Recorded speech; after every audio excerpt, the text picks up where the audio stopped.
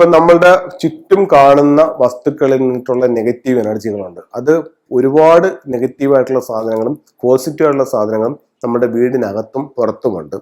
അപ്പം അതിൽ പറയുകയാണെന്നുണ്ടെങ്കിൽ ഇപ്പൊ നമ്മൾ പല പ്രോഗ്രാമിലും പറഞ്ഞിട്ടുണ്ട്, വീട്ടിന്റെ പ്രധാന വാതിലിന്റെ സമീപത്തിരിക്കുന്ന ചൂല്, അതുപോലെ തന്നെ ചെരുപ്പ് വെക്കുന്ന ഷൂറാക്ക്, അങ്ങനെയുള്ള സാധനങ്ങൾ, പിന്നെ വീടിന്റെ പ്രധാന ഡോറിന് അടച്ചിട്ടിരിക്കുന്ന പിന്നെ വാഹനങ്ങൾ, വണ്ടി, കാറ്, ഇതൊക്കെ ഒരു ബ്ലോക്കാണ്. അപ്പോൾ ഇത്തരത്തിലുള്ള സാധനങ്ങളെല്ലാം ഒന്ന് മാറ്റുക.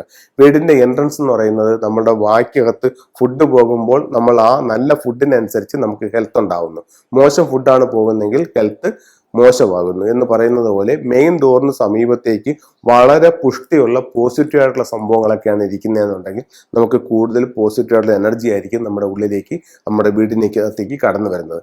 ഇതുപോലെ നെഗറ്റീവ് ആണെങ്കിൽ നെഗറ്റീവ് എനർജി ആയിരിക്കും കടന്നു വരുന്നത്. ഇപ്പൊ നമുക്ക് ഇത് അങ്ങനെ ഒരു കാര്യം പറയുന്നു. അതുപോലെ പറയാവുന്നപ്പെട്ട മറ്റൊരു പ്രധാന കാരണം എന്ന് പറയുന്നത് അയ എന്ന് പറയുമ്പോഴത്തേക്ക് കേരളത്തിൽ തന്നെ പല സ്ഥലങ്ങളിലും പല പേരുകൾ പറയും. നമുക്ക് തിരുവനന്തപുരം, കൊല്ലം ഭാഗത്തൊക്കെ അശ എന്ന് പറയും. അങ്ങോട്ട് മാറുമ്പം അയ, അഴല്, പിന്നെ അങ്ങനെ പല പേരുകൾ പറയുന്നുണ്ട്. എന്തായാലും നമ്മൾ തുണികൾ വിരിക്കാനായിട്ട് കെട്ടുന്ന ഒരു കയറിനെയാണ് ഇത് പറയുന്നത്. അപ്പോൾ ഇത് ചില വീട്ടിൽ നമ്മൾ കൺസൾട്ടിങ്ങിന് പോകുമ്പോഴായിട്ട് കാണാം, പ്രധാന വാതിലിൽ നിന്ന് നേരെ ഫ്രണ്ടിൽ തന്നെ ഒരു അശ കെട്ടിയാക്കുന്നതായിട്ട് കാണാൻ പറ്റും. അപ്പോൾ അത് അവിടെ ഇങ്ങനെ കെട്ടുമ്പോഴത്തേക്കെന്ന് പറഞ്ഞു കഴിഞ്ഞാൽ നമ്മളൊരു വഴിക്ക് ഇറങ്ങി പോകുമ്പോൾ നമ്മൾ പോകുന്ന കാര്യത്തിൽ ചെന്നെത്തപ്പെടാതെ പല സ്ഥലത്തും കുരുങ്ങിക്കിടക്കുന്ന ഒരു അവസ്ഥ ഇത് ഫെങ്ഷു പ്രകാരം ഉണ്ടാക്കുമെന്നാണ് ഫെങ്ഷുവിൽ പറയുന്നത്. അപ്പോൾ ഒരു കാരണവശാലും പ്രധാന വാതിലിൽ നിന്ന് നമ്മളൊരു വഴിക്കോട്ട് ഇറങ്ങി പോകുമ്പോൾ അവിടെ അശ വരാൻ പാടില്ല. അപ്പോൾ അശ വന്നാൽ ഇത്തരത്തിലുള്ളൊരു ദോഷം പറയുന്നുണ്ട്. അതുപോലെ തന്നെ ഒരു കാരണവശാലും വീടിന്റെ വടക്ക് കിഴക്ക് ഭാഗത്തും അശ വരാൻ പാടില്ല. വടക്ക് കിഴക്ക് ഭാഗത്ത് എന്തായിരിക്കുന്നത്, അവിടെ വാസ്തുപുരുഷന്റെ ശിരസ് വരുന്ന ഭാഗമാണ്. അവിടെ ഒരു തരത്തിലുള്ള മറയും പാടില്ല. അപ്പോൾ അവിടെ കൊണ്ട് നമ്മൾ അശ കെട്ടുമ്പോഴത്തേക്ക് അവിടെ തുണികളും മറ്റുമൊക്കെ വിരിച്ചിട്ട് അവിടെ ഒരു ബ്ലോക്ക് ഉണ്ടാവും. ഇപ്പോൾ ചിലർ പറയും നമ്മളവിടെ തുണി വിരിക്കുന്നില്ല, ചെറിയ ചെറിയ ഇതൊക്കെയാണ് ഇടുന്നത്. എന്ത് തന്നെ ആയാലും ആ ഭാഗത്ത് നമുക്കൊരു അശ വരാൻ പാടില്ല. അപ്പോൾ ഒരു കാരണവശാലും ഫ്രണ്ടിൽ നിന്ന് ഇറങ്ങുമ്പോൾ അവിടെ പ്രധാന വാതിലിന്റെ നേരെയോ വടക്ക് കിഴക്ക് ഭാഗത്തോ യാതൊരു കാരണവശാലും അശ വരുന്നത് ഒട്ടും നല്ലതല്ല.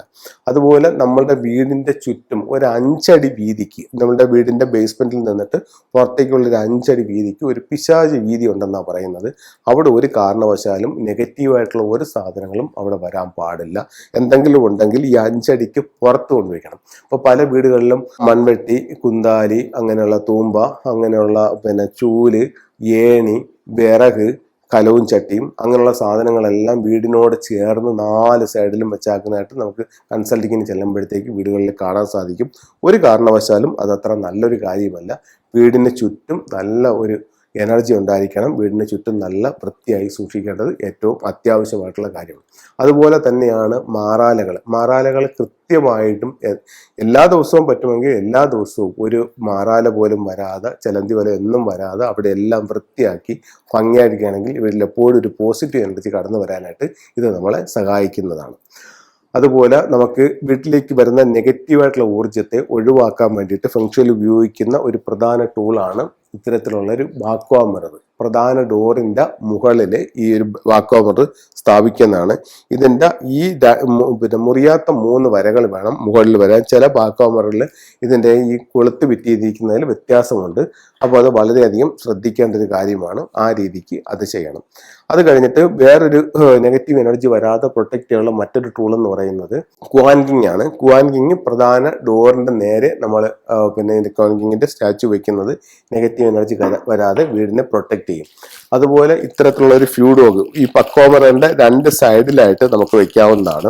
പക്കോമർ വെച്ചിട്ട് അതിന്റെ 2 സൈഡിലായിട്ടും ഫ്യൂഡോഗ് സിമ്പിൾസ് വെക്കുന്നത് വീട്ടിലേക്ക് നെഗറ്റീവ് ഊർജ്ജം കടന്നു വരാതെ നമുക്ക് ഉപയോഗിക്കാവുന്നതാണ്. അപ്പൊ ഇതാണ് ഫ്യൂഡോഗിന്റെ സിമ്പിൾ എന്ന് പറയുന്നത്. ഇത് പക്കോ മിറർ, ഞാനിപ്പോൾ കാണിച്ച മിറർ വെച്ചിട്ട് മിററിന്റെ ലെഫ്റ്റിലും റൈറ്റിലുമായിട്ട് ഈ രീതിയിൽ ഇതിനെ ഇതിനെ വെക്കാവുന്നതാണ്. അപ്പോൾ നല്ലൊരു പ്രൊട്ടക്ഷൻ സിമ്പിളായിട്ട് ഫ്യൂഡോഗ്സിനെ നമുക്ക് ഉപയോഗിക്കാവുന്നതാണ്. അതുപോലെ തന്നെ വിദേശ യാത്രകൾ ആഗ്രഹിക്കുന്ന കുട്ടികളുണ്ടെന്നുണ്ടെങ്കിൽ നമുക്ക് കുട്ടികളായാലും മുതിർന്നവരായാലും ഇതുപോലെ ശംഖും ഗ്ലോബും കൂടെ നോർത്ത് വെസ്റ്റ് ഭാഗത്ത് പ്ലേസ് ചെയ്യുന്നത് വിദേശ യാത്രകൾക്ക് നല്ലതാണ്. അതുപോലെ സമ്പത്ത് വരാനായിട്ട് നമുക്ക് ഇത് ത്രീ ലെഗ്ഡ് ഫ്രോഗ് നമുക്ക് സമ്പത്ത് വരാനായിട്ട് വെക്കാവുന്നതാണ്. മെയിൻ ഡോറിൽ നിന്നും ഉള്ളിലോട്ട് നോക്കി വെക്കാം.